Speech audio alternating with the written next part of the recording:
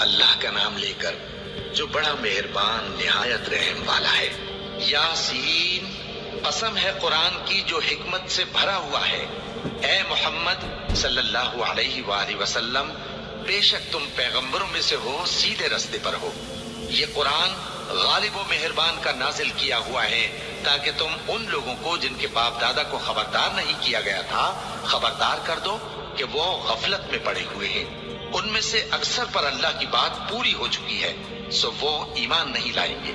ہم نے ان کی گردنوں میں طوق ڈال رکھے ہیں اور وہ ٹھوڑیوں تک پھنسے ہوئے ہیں، تو ان کی گردنیں اکڑی ہوئی ہیں، اور ہم نے ان کے آگے بھی دیوار بنا دی اور ان کے پیچھے بھی، پھر ان پر پردہ ڈال دیا تو یہ دیکھ نہیں سکتے۔ اور تم ان کو خبردار کرو یا نہ کرو، ان کے لیے برابر ہے، یہ ایمان نہیں لائیں گے۔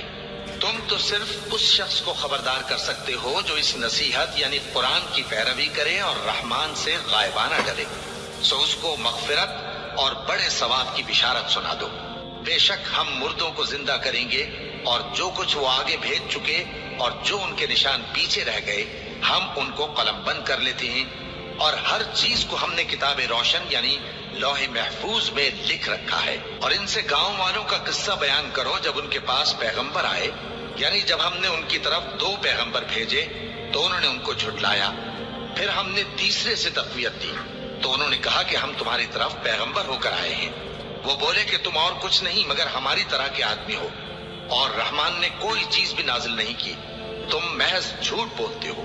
انہوں نے کہا کہ ہمارا پروردگار جانتا ہے کہ ہم تمہاری طرف پیغام دے کر بھیجے گئے ہیں، اور ہمارے ذمے تو صاف صاف پیغام پہنچا دینا ہے اور بس۔ وہ بولے کہ ہم تم کو اپنے لیے منحوس سمجھتے ہیں، اگر تم باز نہ آؤ گے تو ہم تمہیں سنسار کر دیں گے اور تم کو ہم سے دکھ دینے والا عذاب پہنچے گا۔ انہوں نے کہا کہ تمہاری نحوست تمہارے ساتھ ہے، کیا اس لیے کہ تم کو نصیحت کی گئی؟ نہیں، بلکہ تم ایسے لوگ ہو جو حد سے تجاوز کر گئے ہو۔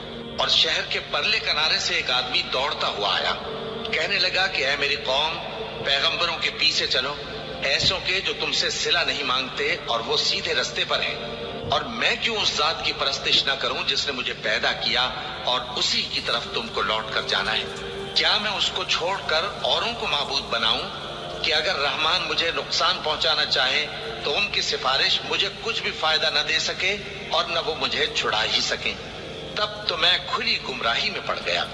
میں تو تمہارے پروردگار پر ایمان لایا ہوں، سو میری بات سن رکھو۔ حکم ہوا کہ بہشت میں داخل ہو جا۔